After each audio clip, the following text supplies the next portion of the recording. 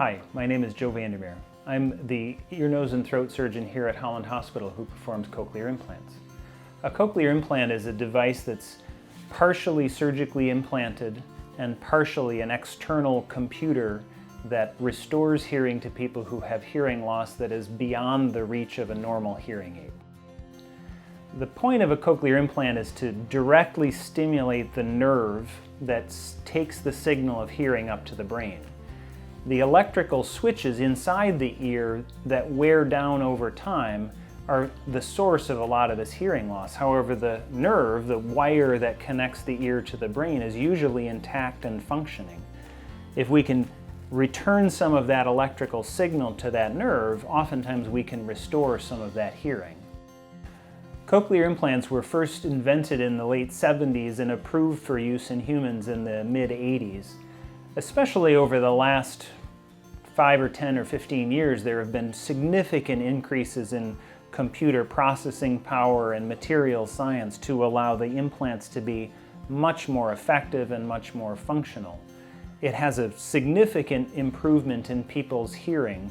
There are a lot of different ways to try and understand what that improvement looks like, but probably the easiest way is to think about what proportion of words do you understand if you don't know what else someone's talking about.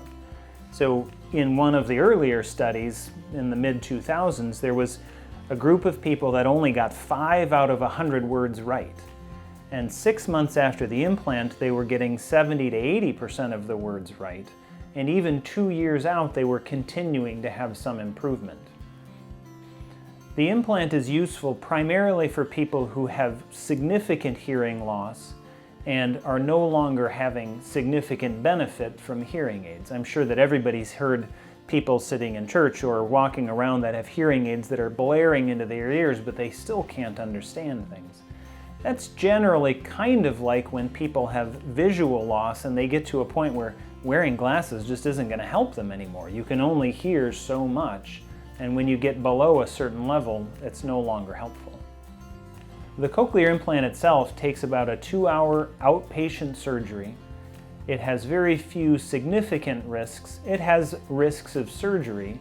However, people oftentimes well into their 80s are easily able to tolerate this surgery absent other significant medical problems. The surgery itself, after about 2 hours, is over and you go to the recovery room, and then generally people go home. It's very unlikely that you would have to stay in the hospital. The implant then has to heal in, and at about a month after the surgery, the external portion would get activated and we would begin the programming process. It oftentimes takes a couple of visits and sessions of programming to get this to be more functional, but everybody starts to hear something very early on in the process. And then as time goes on, you tend to learn more about what things sound like now and how to use them in certain circumstances. The risks of this are very low. The implant itself would last the rest of your life. There's a very low likelihood that the device itself would break, although frequently the external processor would be replaced throughout time, kind of like a regular hearing aid would be replaced.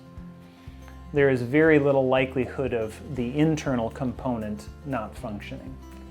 The process of testing for cochlear implants is not particularly difficult. It's just a very complicated version of a hearing test where you hear certain things with noise around you or you repeat a certain list of words.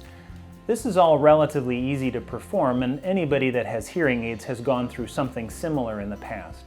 If you're having trouble with your hearing aids or you feel like this is something that we ought to consider, feel free to give our office a call and we can help you set up a time to go through this evaluation.